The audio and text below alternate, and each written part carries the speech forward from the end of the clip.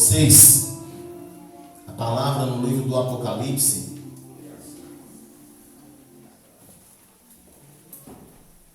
Apocalipse, capítulo 21.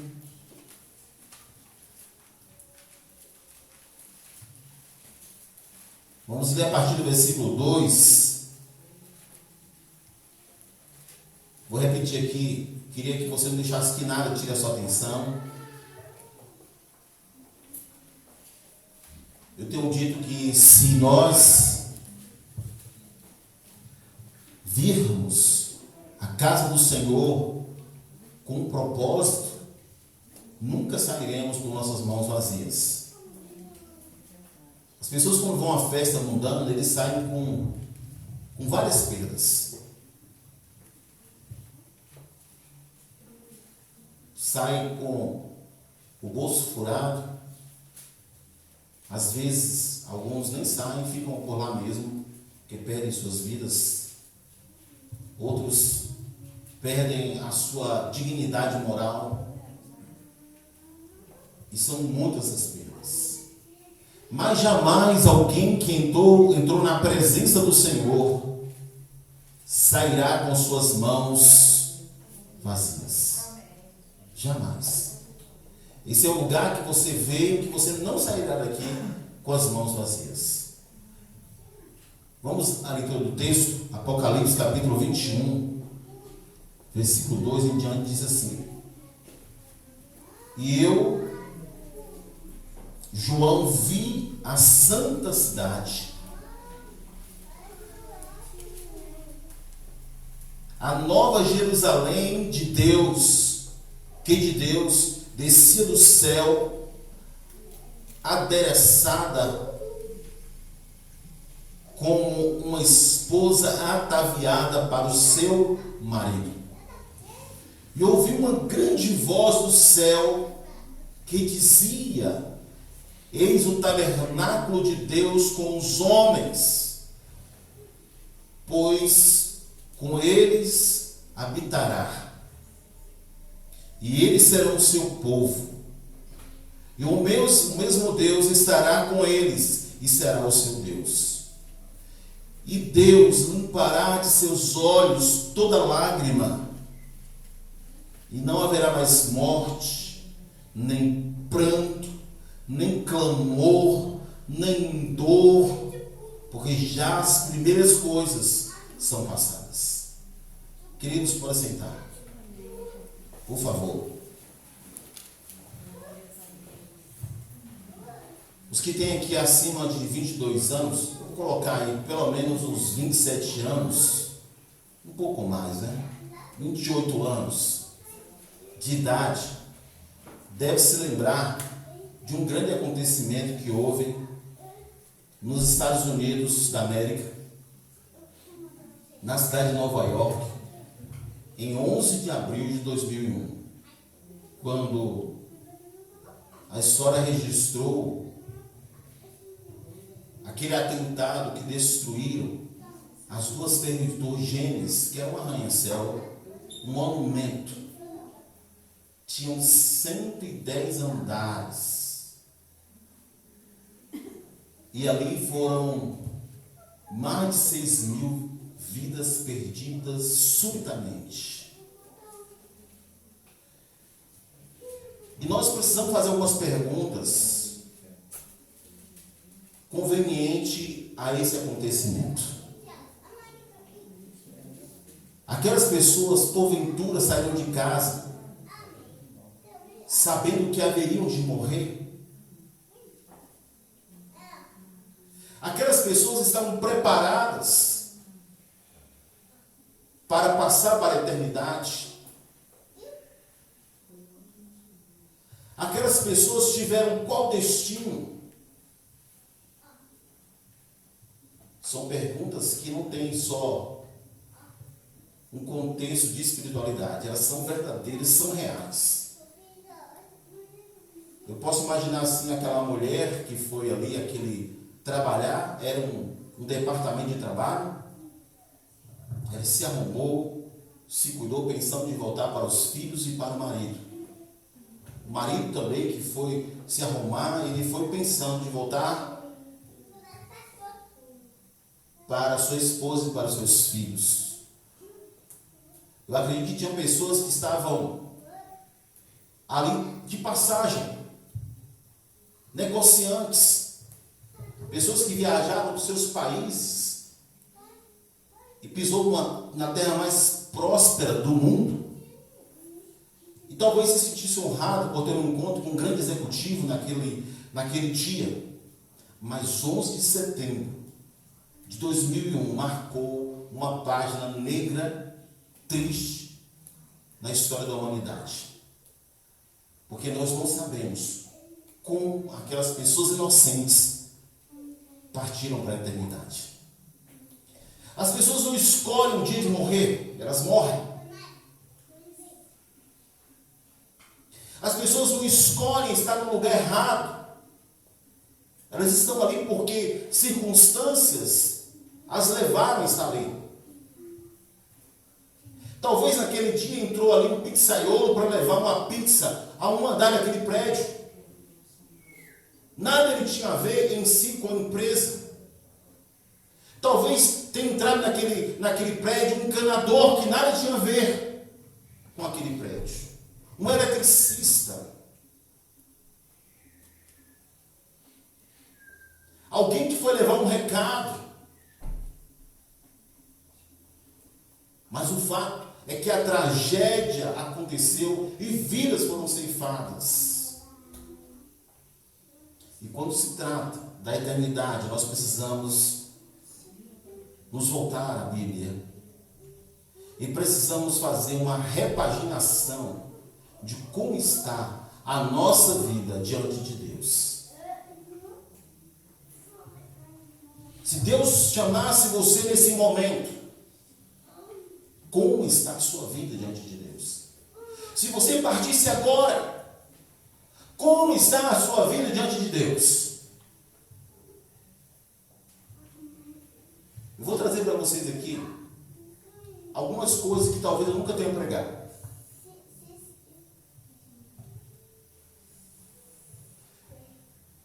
Reflita comigo. A primeira coisa é que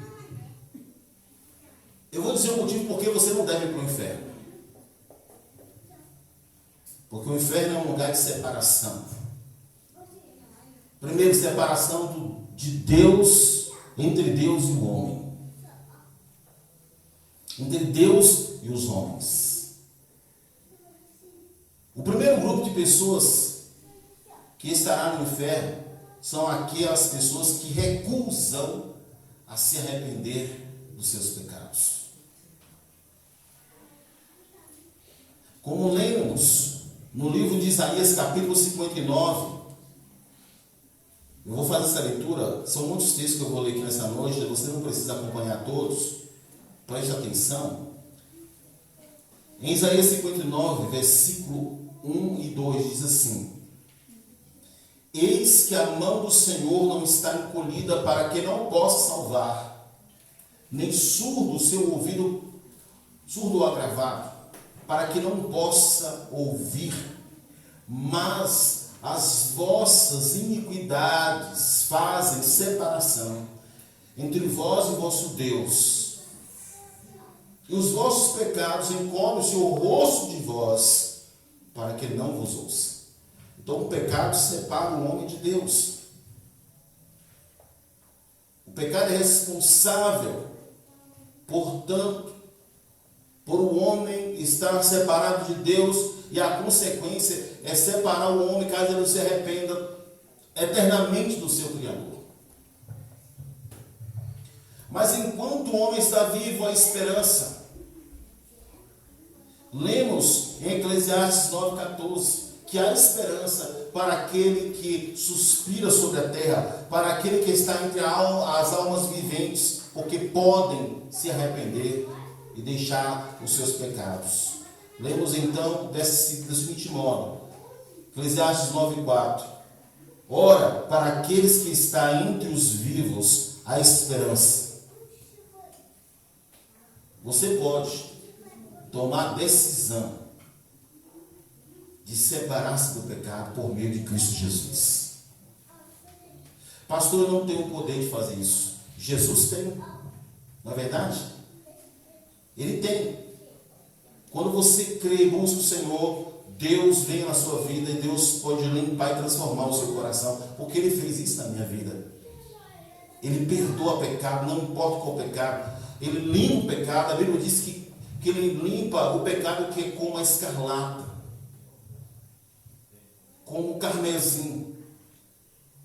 Não importa o quanto pecado ele é grosseiro na sua vida, ele é apaixonadamente terrível na sua vida. Se você buscar o Senhor hoje, que você tem um fôlego, Jesus te perdoará os pecados.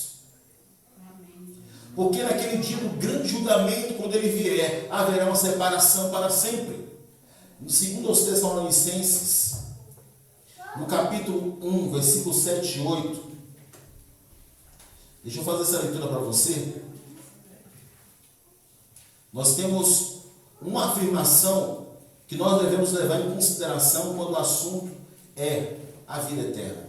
Diz assim, segundo aos Tessalonicenses, capítulo 1, versículo 7 e versículo 8. E a vós que sois atribulados, descanso conosco, quando se manifestar o Senhor Jesus desde o céu com os anjos do seu poder, com labareda de fogo, tomando vingança dos que não conhecem a Deus e dos que não obedecem ao Evangelho de nosso Senhor Jesus Cristo.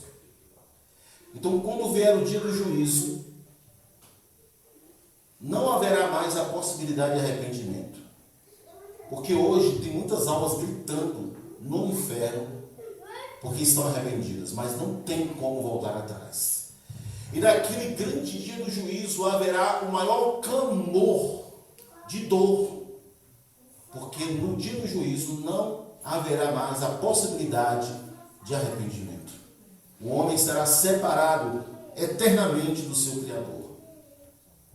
Separação, fala também da separação entre perdidos e salvos. Porque a Bíblia descreve dois grupos de gente para a eternidade, os perdidos e os salvos. E não haverá apenas separação de Deus. Preste atenção, a pessoa que irá ir para o inferno, ele será separado dos seus amigos, dos seus familiares, dos seus entes queridos, das pessoas que nós admiramos, de tudo que nós achamos bom nessa vida, seremos separados se formos para o inferno.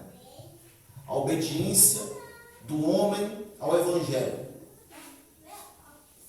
fará com que ele se separe também daqueles que desobedecem ao Evangelho. Em Mateus capítulo 10, Jesus falou sobre isso, porque tem muita gente que está abandonando Jesus por causa do marido, por causa da esposa. Certa vez, uma pessoa que frequentava a igreja deixou de frequentar porque o marido, ela via para o templo e o marido ia para o bar. E ela começou a acompanhar o marido para o bar. Hoje, nem ela nem ele estão nos pés do Senhor. E olha o que Jesus alertou aqui em Mateus 10, sobre a necessidade de separação por causa da fé. Em Mateus 10, 34 até o 39, é uma leitura mais extensa, mas é necessária. Diz assim: eu, porém, vos digo que de maneira nenhuma jureis, nem pelo céu, porque é o trono de Deus, nem pela terra, porque é o escabelo de seus pés, nem por Jerusalém, porque é a cidade do grande rei, nem jurarás pela tua cabeça, porque não podes tornar um cabelo branco ou preto. Seja, porém, o vosso falar sim, sim, não, não, porque o que passa disso é de procedência maligna. Ouviste que foi dito, olho por olho e dente por dente. Eu, porém, vos digo. Desculpe, irmãos. Houve um erro aqui. Eu estou lendo um texto que não era o texto que eu queria ler. Desculpe, viu? Vou repetir repetir aqui a leitura. É Mateus 10, 34 ao versículo 39. Vou refazer a leitura, desculpa. Não cuideis de vir trazer a paz à terra. Não vim trazer a paz, mas espada, disse Jesus. Porque eu vim pôr em distinção homem contra seu pai, e a filha contra sua mãe, e a nora contra sua sogra. E assim os inimigos do homem serão os seus familiares. Quem ama o pai ou a mãe mais do que a mim, não é digno de mim. E quem ama o filho ou a filha mais do que a mim, não é digno de mim. E quem não toma a sua cruz e não segue após mim, não é digno de mim. Quem achar a sua vida, perdê-la-á. Quem perder a sua vida, por amor de mim, achá-la. Por isso podemos dizer que o Evangelho é uma renúncia, é uma separação. Porque se você tiver que decidir entre servir a Jesus ou o seu casamento, decida por Jesus. Entre servir Jesus ou ser Marte, decida por Jesus. Seja o que for, decida por Jesus. Deixa o Espírito Santo falar no seu coração. Decida por Jesus. O texto, a Escritura, segue nos dando algumas informações. Eu quero trazer o segundo ponto. Por que você não deve ir para o inferno? Você não deve ir para o inferno porque o tipo de pessoa que vai estar lá não vai ser bom para você. Primeiro, porque a Bíblia garante, a Bíblia afirma, a Bíblia revela que das pessoas que vão estar lá, vão ser a maioria. Nós lemos em Mateus capítulo 7, Jesus falando sobre isso, versículo 13 e 14, diz assim: entrai pela porta estreita, porque larga é a porta, é espaçoso o caminho que conduz à perdição, e muitos são os que entram por ela. E porque estreita é a porta, e apertado o caminho que leva à vida, poucos há que a encontrem. O caminho que agrada a natureza carnal, o caminho que agrada a própria natureza humana, é um caminho largo, mas conduz ao inferno. O caminho do Senhor é um caminho apertado, difícil, de renúncia, mas é o único caminho que pode conduzir o homem à eternidade no Senhor. Deus fez justiça em perdoar o homem e em condenar o homem, quando o seu próprio Filho, o Filho do Deus vivo, Jesus, morreu na cruz pelos nossos pecados. Então, quando Deus condenar o homem, Ele vai condenar com o mérito da justiça, porque a todos Ele dá a oportunidade de se converter ao Senhor. Quando Ele salvar o homem, é o mérito do sangue de Jesus, porque a todos é dado o privilégio, a oportunidade de se converter e morar nos céus. Mas a Bíblia garante que a maioria das pessoas, elas irão para o inferno. Infelizmente.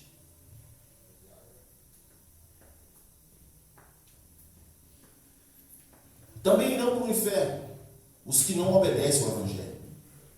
Como nós lemos em 2 Tessalonicenses capítulo 1, 7 a 9, o texto garante que os que não obedecem ao Evangelho também irão para o inferno. A Bíblia fala também que aqueles imorais também não irão para o inferno.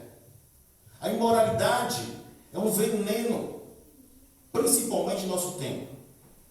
Hoje você ser uma pessoa moral, você se torna muitas vezes alvo de chacota. Porque as pessoas são muito imorais. O mundo está vivendo uma imoralidade tão grande, tão estúpida, que é vergonhoso em algumas situações. O exibimento da sensualidade tem tomado proporções alarmantes, que até mesmo uma pessoa que não é crente, mas é moral, ela se sente escandalizada. A imoralidade chegou num nível tão profundo que as pessoas já não sabem mais julgar o que é certo e o que é errado. E elas ainda estão defendendo o seu próprio erro. Em Apocalipse 22, versículo 14 ao 15, olha o que Jesus disse sobre os imorais. Bem-aventurados aqueles que guardam os seus mandamentos, para que tenham direito à vida, à árvore da vida, e possam entrar na cidade pelas portas. Mas ficarão de fora os cães, e os feiticeiros, e os que se prostituem, e os homicidas, e os idólatras, e qualquer que ame e comete a mentira.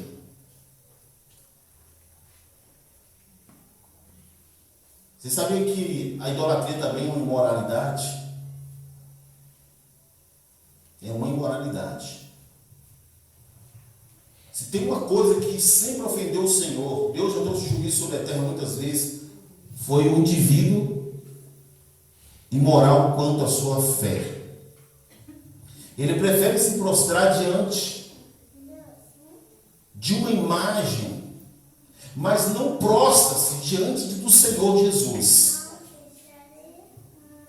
São imorais também. A imoralidade hoje é até uma forma de dizer que a pessoa é, em alguns corredores da sociedade, dizem que é esperteza.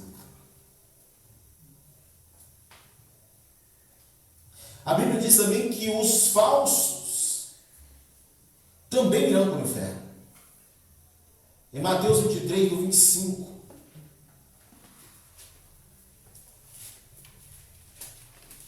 Mateus 23, do 25 ao 28, diz assim: Ai de vós, escribas e fariseus, falsos, pois que limpais o exterior do copo e do prato, mas o interior está cheio de rapina e de intemperança. Fariseu cego, limpa primeiro o interior do copo e do prato, para que também o exterior fique limpo. Ai de vós, escribas e fariseus falsos, pois que sois semelhantes aos sepulcros calhados, que por fora realmente parecem formosos, mas interiormente estão cheios de ossos, de mortos, e de toda imundície.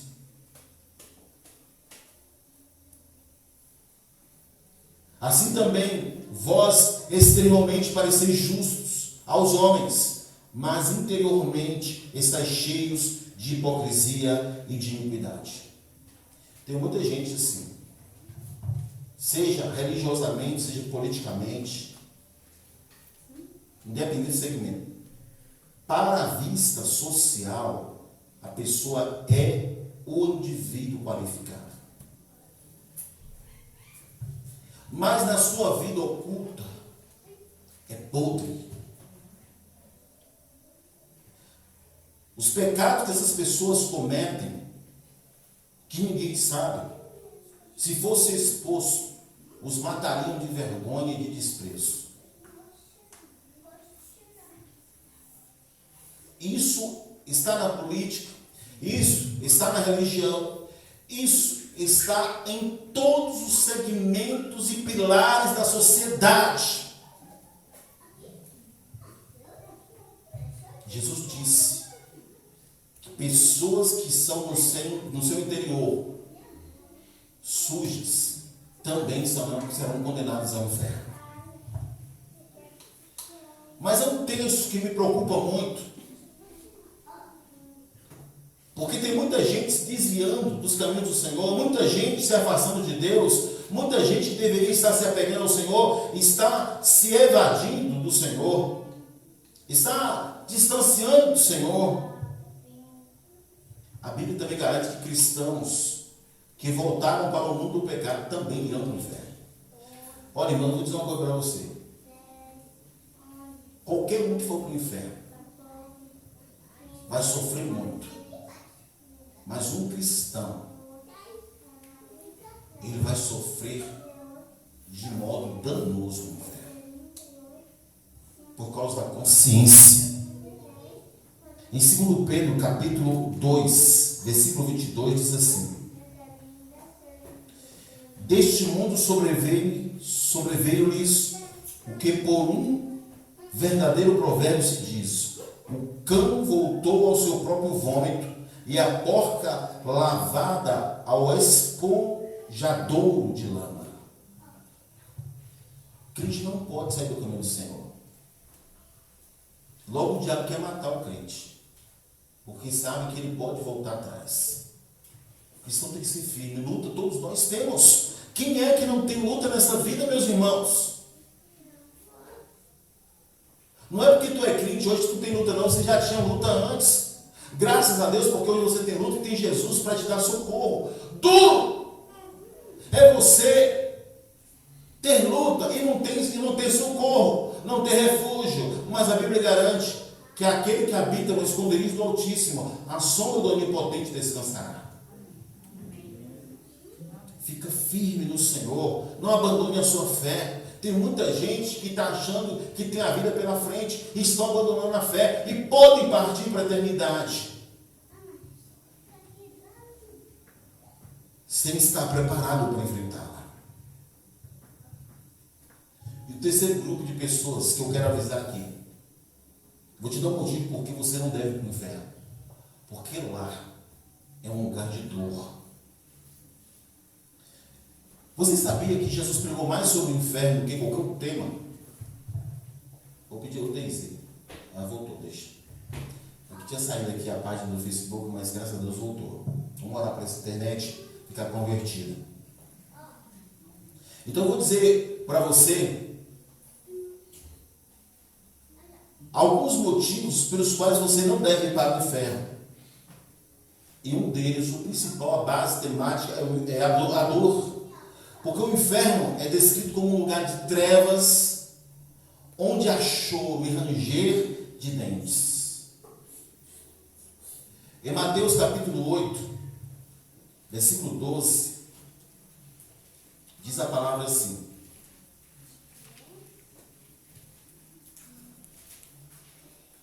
8:12 de Mateus: e os filhos do reino serão lançados nas trevas exteriores, ali haverá pranto e ranger de dentes. A gente não consegue imaginar o que é isso, né? Mas eu digo para os irmãos, fizeram algumas ilustrações com base nos textos bíblicos de como é o inferno. Eu confesso para os irmãos que mesmo que eu tenha o psicológico preparado para ver esse tipo de coisa, eu rejeitei ficar vendo. Porque se imagens cinematográficas é capaz de descrever o sofrimento do inferno, você imagina o que é estar no inferno. A gente não tem noção e nem deve querer estar lá para saber como é que é. Eu só sei de uma coisa, que quem esteve lá não queria que ninguém da sua família fosse para lá. Lemos na Bíblia isso. Lembra do rico e de Lázaro? Lázaro, molhe apenas a ponta da minha língua com água. E as pessoas ainda estão achando que podem ir para o inferno. Porque o diabo colocou na cabeça de muita gente que o inferno é aqui na terra. Porque estão dizendo que o inferno não existe. E fazem isso usando toda a proposição que a mídia pode causar na mente das pessoas. Os desenhos falam de demônios como se eles não fossem o que são. Os demônios são malignos. Os demônios, eles fazem o mal. Eles não param de fazer o mal.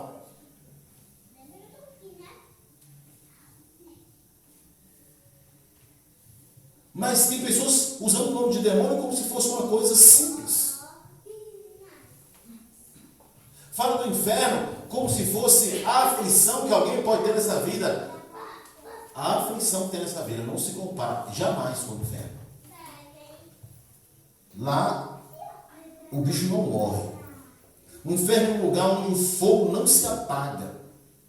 Em Marcos capítulo 9, Mateus também fala, mas eu vou ler aqui em Marcos, no capítulo 9, o versículo 48, diz assim a palavra do Senhor: onde o seu bicho não morre e o fogo nunca se apaga. Infelizmente, o inferno é um lugar também. Só que o fogo de lá não se apaga. É o fogo da morte, é o fogo do sofrimento, é o fogo da angústia, é o fogo do julgamento. É um lugar de desespero.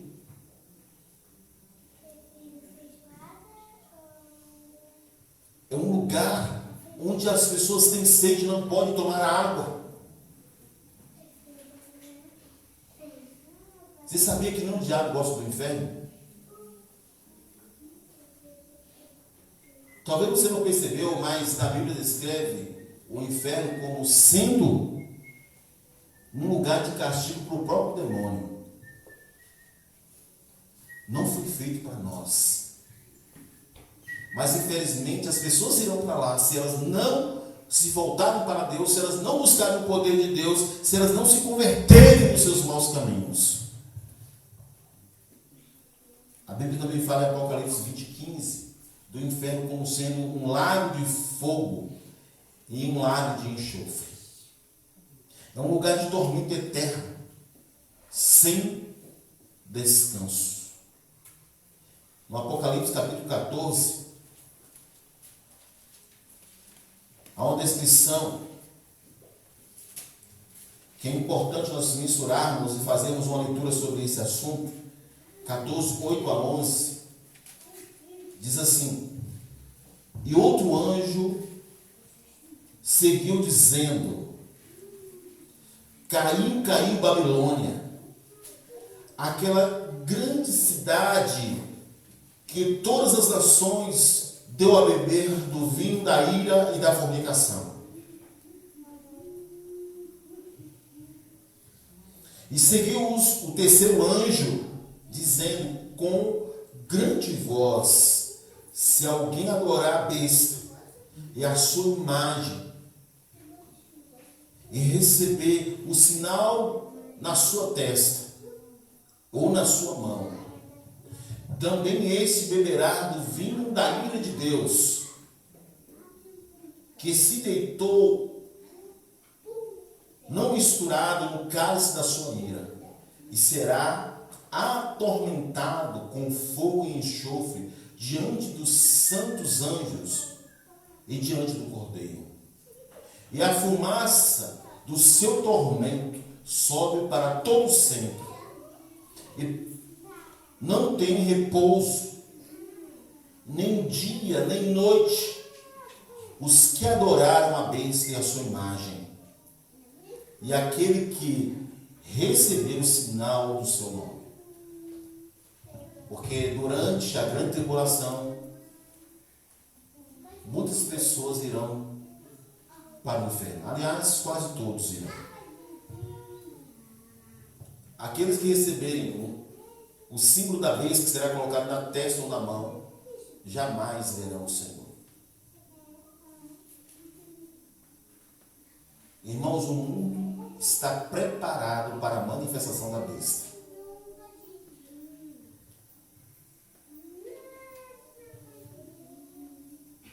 Há 76 anos atrás, o mundo viu a Segunda Grande Guerra Mundial a devastar a humanidade.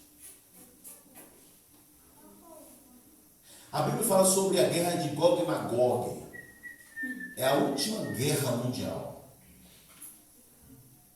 A guerra do Armagedon, onde os exércitos do mundo vão se unir, na sua maioria, contra Israel. Vocês precisam, como eu, acompanhar mais política e geográfica, o que está acontecendo. A Rússia, qualquer pessoa na Rússia entende alguma coisa de arma e de guerra. A Rússia é uma potência comunista mundial. A China é o maior povo da Terra. É 1 bilhão e 300 e tantos milhões de pessoas chinesas, que em transição será a maior potência em pouco tempo. O mundo sendo armado em um poder de guerra que, se hoje houver a terceira guerra mundial, o mundo será dizimado. Porque as armas que o mundo tem hoje, elas são muito poderosas. Elas são capazes de destruir um país num piscar de olhos. Mas o que eu vejo por trás de tudo isso é exatamente uma política mundial se formando e unificada, conforme os exercícios bíblicos nos apontam que as profecias falam sobre o tema. O que se percebe é o mundo afunilando para uma religião única, só que sem Deus. E tudo isso é a confirmação de como será o governo e a ação da besta. Mas aqueles que seguirem a besta também irão para o inferno.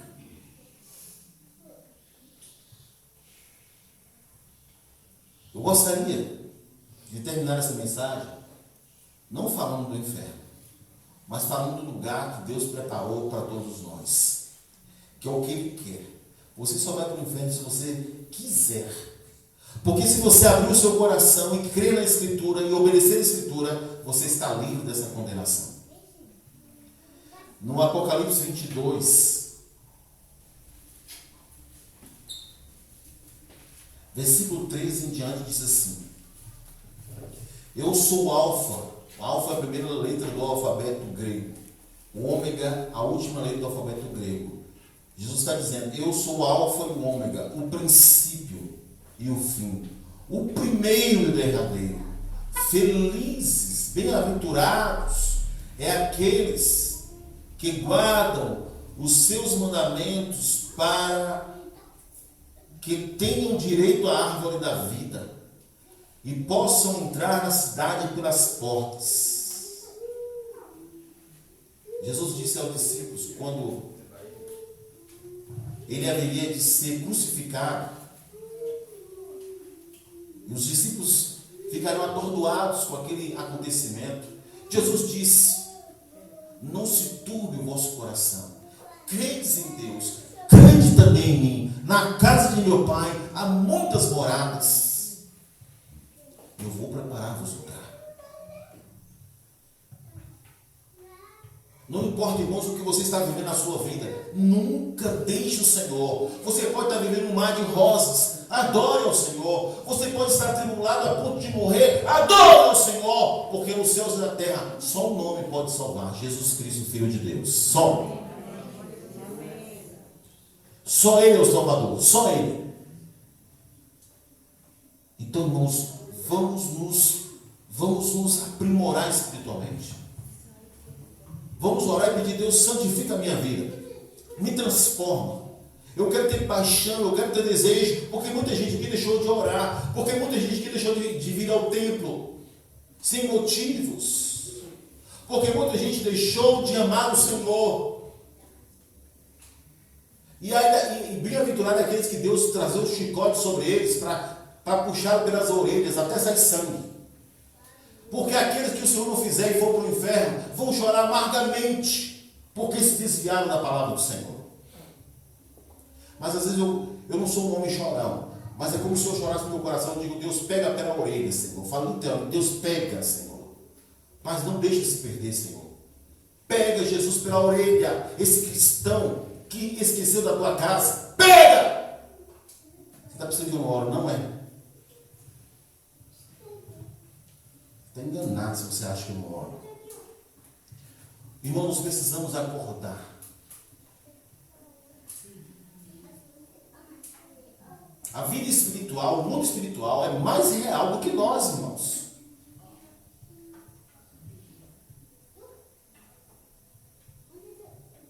Você tem que clamar pelo seu filho, pela sua filha que está desviada. Você tem que clamar pelo seu marido que está frio, pela sua esposa que está fria, que não vem mais na igreja, que não quer saber de Deus, mas ele se disfarça com o nome de cristão. Porque é triste a realidade daqueles que se perderem.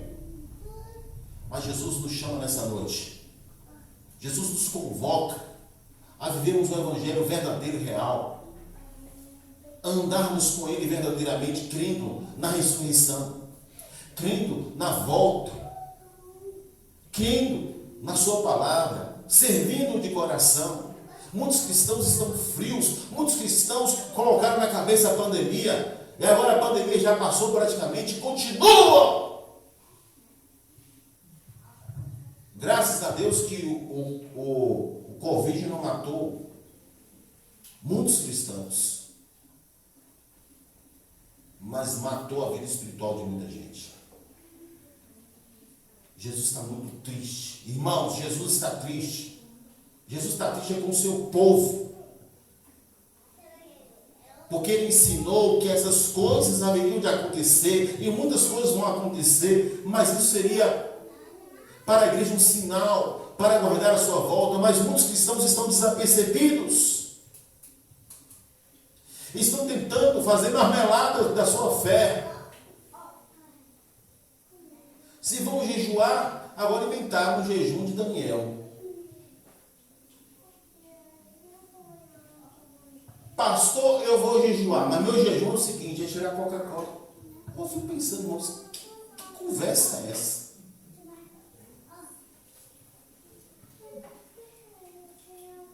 Tirar Coca-Cola?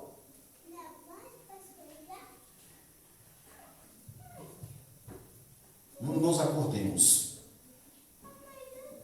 As coisas estão viradas assim.